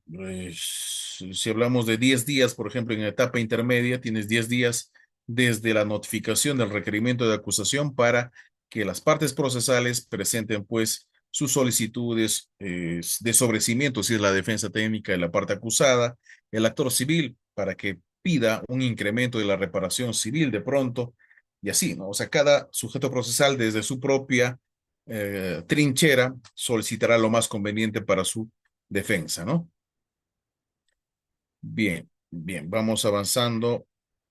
Son 5 días para apelar un proceso, una sentencia en un proceso penal común, ¿no? Ya, bien, avanzamos. ¿Cuál sería el plazo para subsanar de ser inadmisible? ¿Inadmisible qué? ¿El requerimiento de acusación? Ah, eh, o el recurso de apelación. Pienso que se está refiriendo al recurso de apelación, porque estamos hablando de inadmisibilidad del recurso, ¿verdad? ¿Verdad? Ya, bien, a ver. Vamos viendo este ejemplo de inadmisibilidad del recurso primero. Ya, a ver.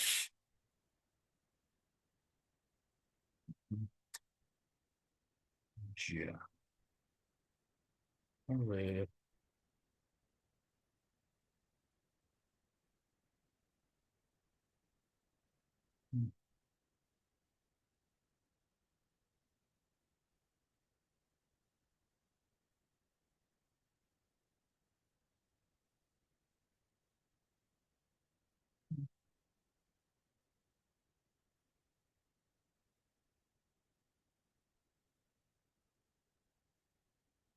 Ya, aquí vemos algunos ejemplos.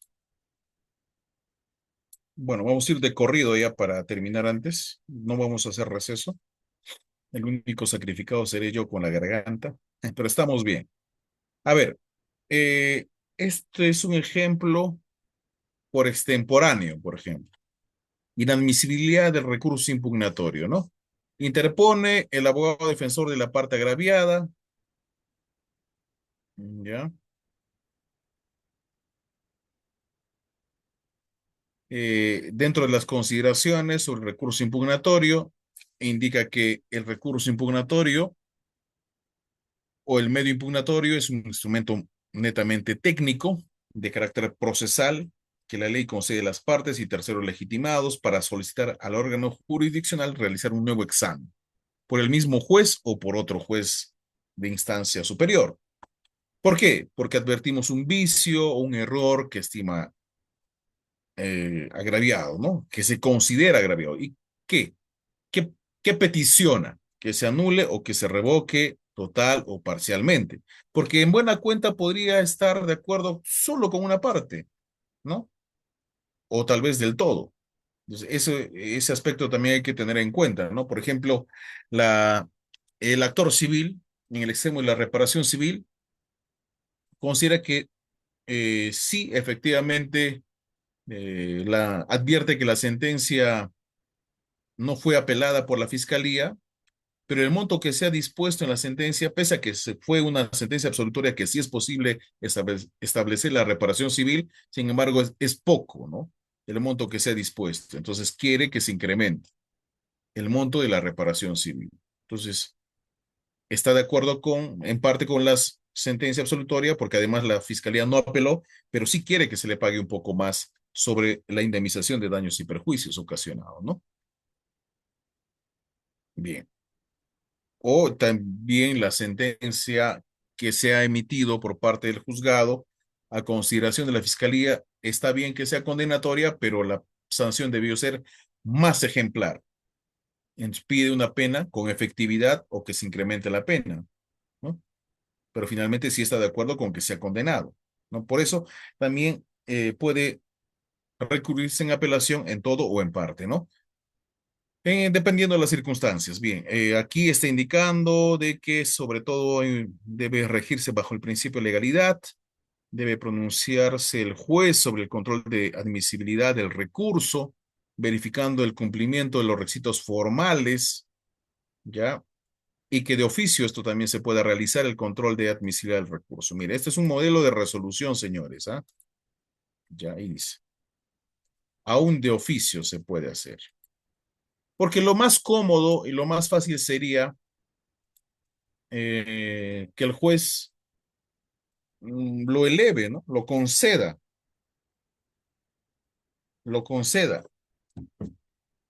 la apelación. Ya, bueno, que vea la sala, dirán algunos, ¿no? No sé si eso pase. Bueno, lo cierto es de que podría ser una posibilidad, pero si acaso cabe la posibilidad de verificar un control de admisibilidad que debería en verdad realizarse, porque es evidente que no tiene este, técnica recursiva, no hay expresión de agravios, no hay una pretensión concreta, aún así se va a elevar al superior en grado. Lo que va a hacer el superior en grado, si lo mandamos así, seguramente es que nos exhortará a efectos de que se efectúe pues un control de admisibilidad del recurso, ya, con una llamada de atención tal vez inclusive, ¿no? O por mal concedido, ¿no? Fíjense, entonces podemos realizarlo aún de oficio el control de admisibilidad del recurso y en su caso, la segunda instancia, la sala, puede anular incluso el concesorio de conformidad al artículo 405, numeral 3, último párrafo, concordante con lo que establece el artículo 420, numeral 2, primer párrafo de la aludida norma procesal. Aquí hacemos un control formal del recurso impugnatorio, porque así también lo establece, es una exigencia formal de evaluar y calificar. No estamos pronunciándonos sobre el fondo, para nada, sino es un tema formal. En este caso, se trata de un requerimiento de sobreseimiento, ya de un juzgado de investigación preparatoria X, ya mediante el cual se emitió una resolución en determinada fecha sobre un delito también de abuso de autoridad que declara, que fue declarada fundada, indica el sobreseimiento, ¿no? O sea, se iba a archivar. Se notificó a las partes procesales. Quien resultaba siendo agraviado, ¿no? La parte agraviada, una empresa, ¿ya? Con la resolución cuestionada, tenía interés directo, sí, estaba facultado legalmente para hacerlo, sí, o sea, sí es la parte agraviada puede cuestionar una decisión de sobreseimiento porque se va a caer el proceso, va a archivarse el proceso y evidentemente la parte agraviada sí tiene el interés, la legitimidad, la posibilidad de poder interponer su recurso de apelación y está facultado para hacerlo, ¿ya? Pero lo ha fundamentado después de 3 días. ¿Es correcto? ¿No? ¿Debió ser dentro de 5? No, ¿verdad? Porque de los 5 días es de una sentencia. De un auto son 3 días. En este caso, ya se verificó que la resolución impugnada fue notificada el 6 de julio de un año 2022, digamos. Se ha verificado en el SIG y se verifica que el cargo de presentación del escrito de apelación presentado por la defensa técnica de la parte agraviada se aprecia que fue presentado con fecha 15 de julio, es decir, fuera del plazo exigido por ley. Primer requisito, el plazo. Y esto, el no haberlo hecho, es de exclusiva responsabilidad del abogado impugnante, ¿ya? Que denota incluso negligencia y falta de lealtad para con su patrocinado, ciertamente consintiéndola. O sea, ha permitido que se consientan y al final esto va a tener como consecuencia que se declare consentida. ¿Por qué?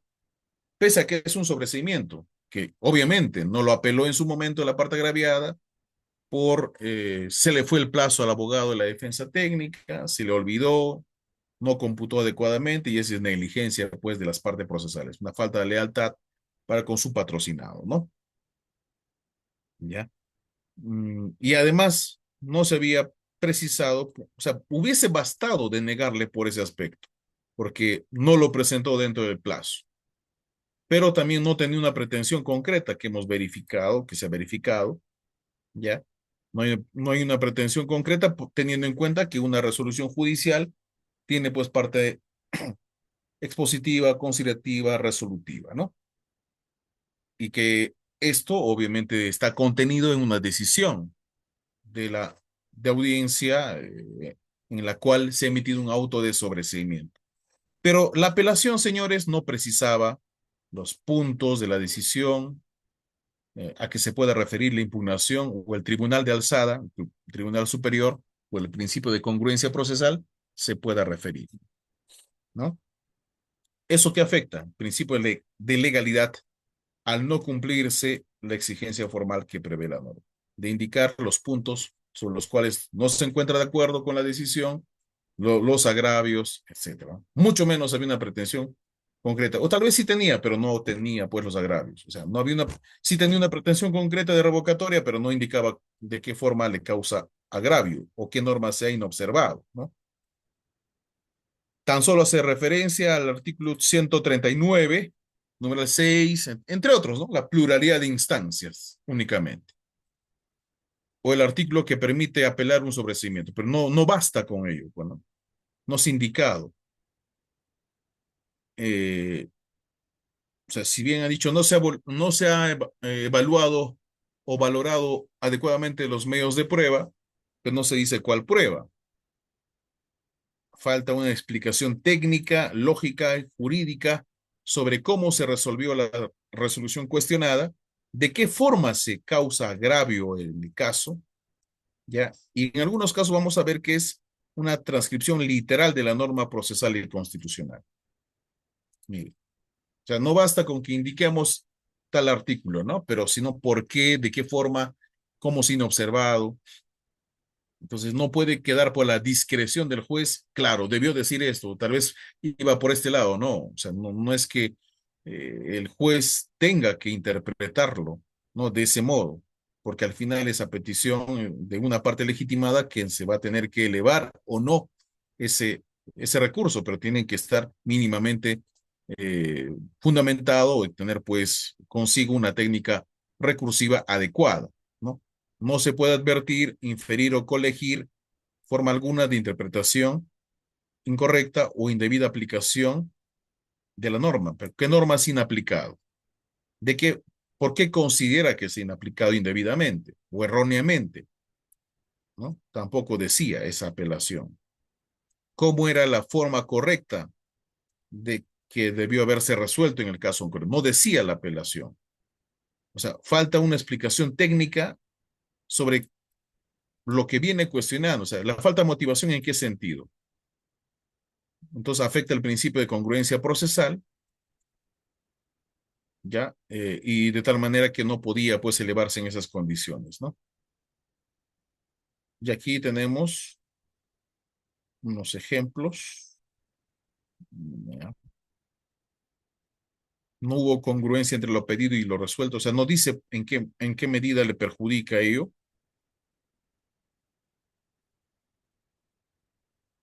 Ya hay varias decisiones y pronunciamientos del TC y de la Corte Suprema que están en pie de página, que de pronto les puedo facilitar también para que tengan en cuenta, ¿no? Y aquí se declara inadmisible, digamos, ¿no? El recurso impugnatorio de la apelación interpuesta por tal persona, en el proceso seguido contra tal persona, vamos a eliminar los nombres, ya por la presunta comisión de tal delito, por extemporáneo y por carecer de requisitos de admisibilidad del recurso.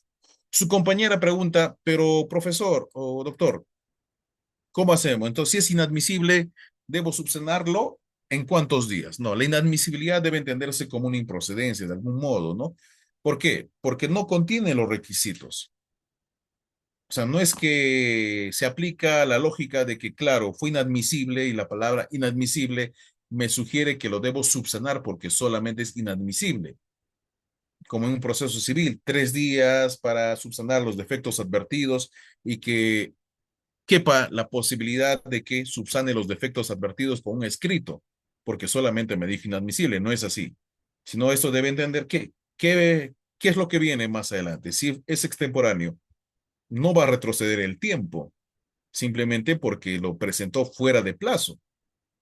¿Acaso cuando subsanas va a indicarse, vamos a retroceder en el tiempo? Es imposible, ¿no? O sea, debe entenderse entonces que es extemporáneo y que de por sí, pues, efectuándose el control de admisibilidad del recurso, no tiene por qué elevarse dicho recurso, mucho menos porque tenía los requisitos de admisibilidad del recurso. Entonces, lo que queda aquí es una queja por denegatoria de apelación, un recurso de queja por denegatoria de apelación. O sea, eh, le estoy denegando la apelación, ¿no? Le deniego la apelación, ¿correcto? Le deniego y por ello, justamente el código prevé que se tiene que presentar un escrito ante el superior en grado. Si soy juez penal unipersonal, lo presentará ante la sala que corresponda para que conozca en vía de queja de derecho por denegatoria de apelación, porque le estoy denegando, y sea quien verifique si efectivamente existen requisitos formales por las cuales debió haber sido concedido. Y si le, digamos, si acepta ese recurso de queja por denegatoria de apelación, si declara fundada, la sala me pedirá, como un juez de primera instancia, para que se remita el expediente con el concesorio respectivo para que ya la sala se pronuncie sobre el fondo de la apelación. ¿Se entiende? Lo estoy haciendo un poco más sencillo posible, ya, aunque también podría presentarse tal vez la queja ante el mismo juzgado. Dirán algunos, no, pero si el código dice ante el superior en grado, ¿por qué es el superior en grado quien va a verificar si yo me equivoqué al declarar inadmisible? Estoy hablando solamente del recurso, todavía no estamos entrando al fondo de lo que dice la apelación, de lo que debió fundamentar, porque todavía no le estoy concediendo. Pero bueno, por un tema de distancia, si acaso en una provincia lejana, por un tema de no restringirse el acceso al derecho recursal, ¿no? O porque de pronto el justiciable no tendría ¿Por qué verse perjudicado porque el abogado está interponiendo un recurso de queja ante el mismo órgano cuando debió hacerlo ante el órgano superior? Se le puede, digamos, recibir el recurso de queja y se eleva pues ante la sala y la sala ya verá si le va a conceder o no el recurso de queja, ¿no? Por denegatoria de apelación, ¿no? Aunque el mismo código, reitero, dice que se debe presentar ante el superior en grado, ¿no? Así lo dice expresamente, ¿ya? Bien. Lo mismo aplica para el recurso, ¿no? Similar a razonamiento para el recurso de casación. Hemos visto el tema de la apelación, ¿ya? Mm, Esto es sobre una prisión preventiva. Ujú. Tampoco no indica, no precisa puntualmente los puntos de la decisión sobre el cual se encuentra satisfecho, ¿no? Hace solamente referencia a los presupuestos. Por ejemplo, en este otro ejemplo, en este otro caso,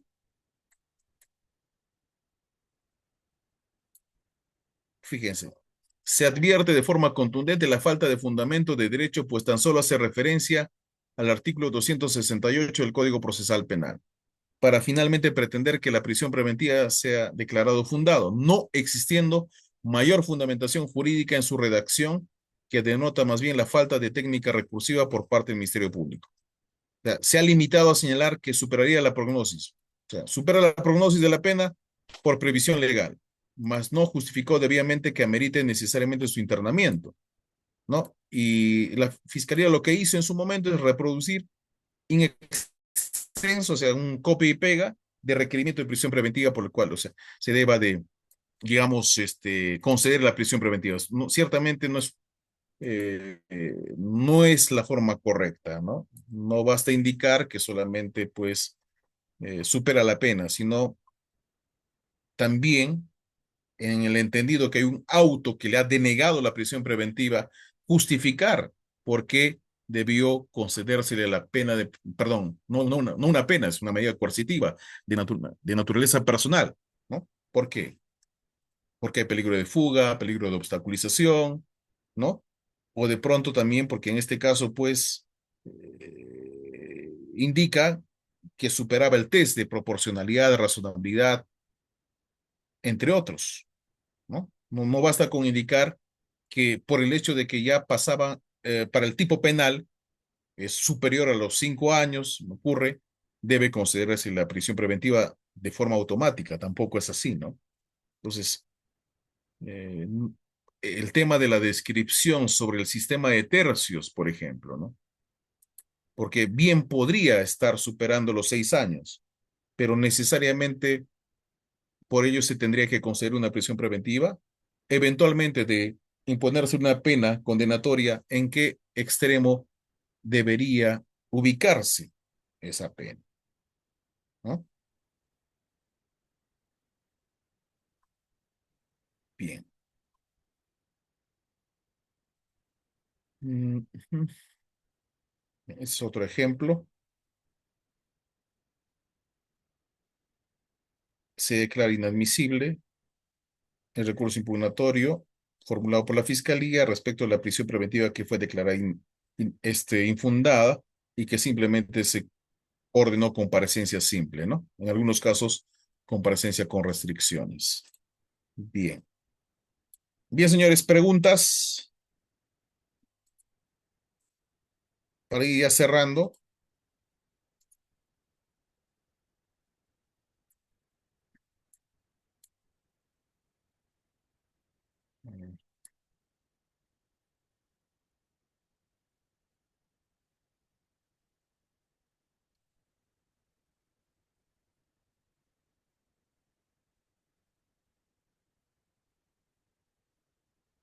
Similar situación podemos advertir también nosotros en el tema cuando ocurre la improcedencia de los recursos, ¿ya? Por ejemplo, en este caso, lo distinto en un recurso de apelación con un recurso de casación es que hay causales específicas. En el recurso de casación, como ustedes podrán ver en pantalla, procede solo contra sentencias definitivas o los autos de sobrecimiento y los autos que pongan fin al procedimiento o que extingan la acción penal o la pena o denieguen la extinción, conmutación, reserva o suspensión de la pena, ¿no? Expedidos por la Sala Penal Superior. Pero está sujeta ¿a qué?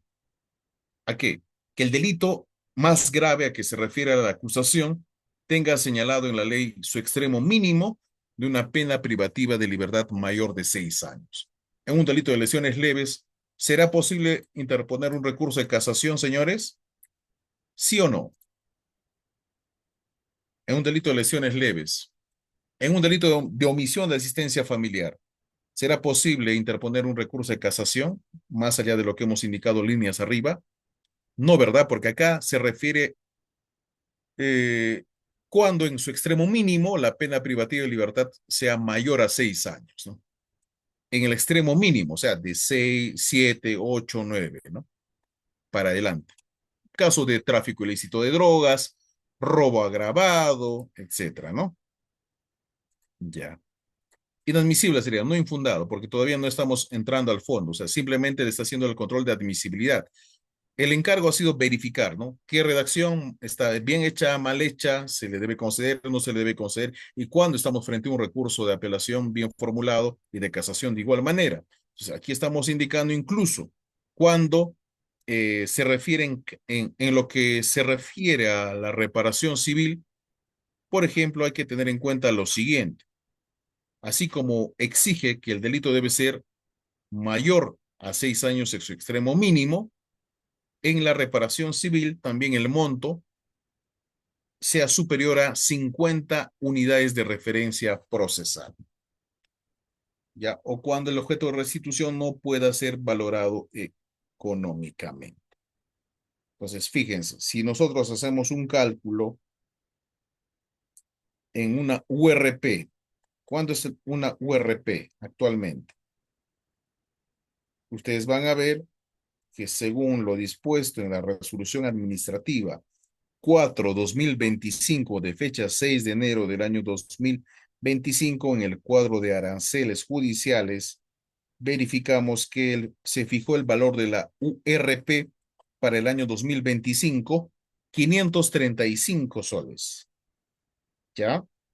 Es equivalente al 10% de la unidad de impositiva tributaria, de la UIT, ¿no? Entonces, una URP es 535.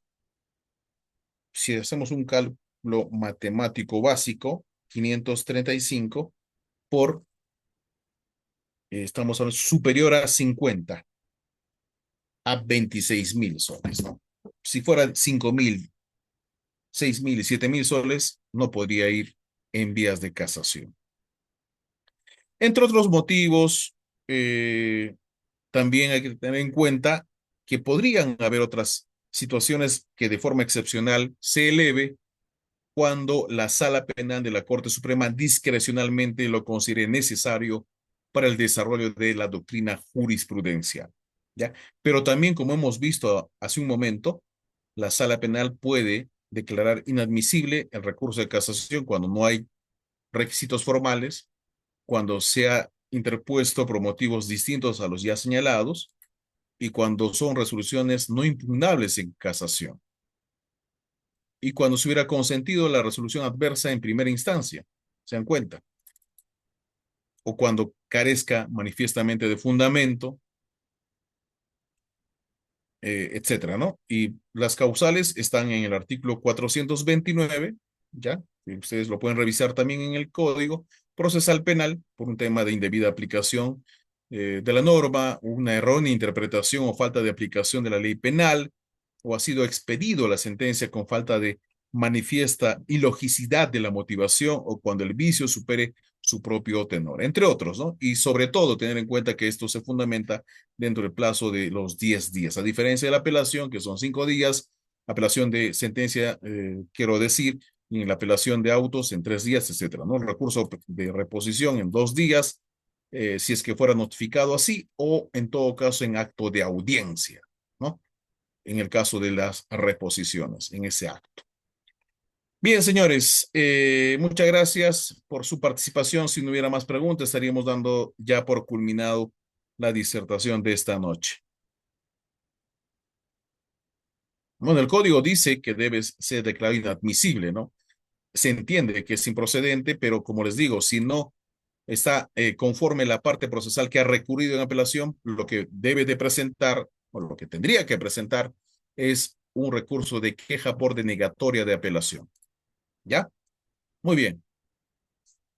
Gracias a ustedes, a Lombardo, a Mercedes, a todos los que han participado activamente también en esta clase de hoy. Si no hubiera alguna otra indicación, Suri, estaríamos dando ya por finalizada.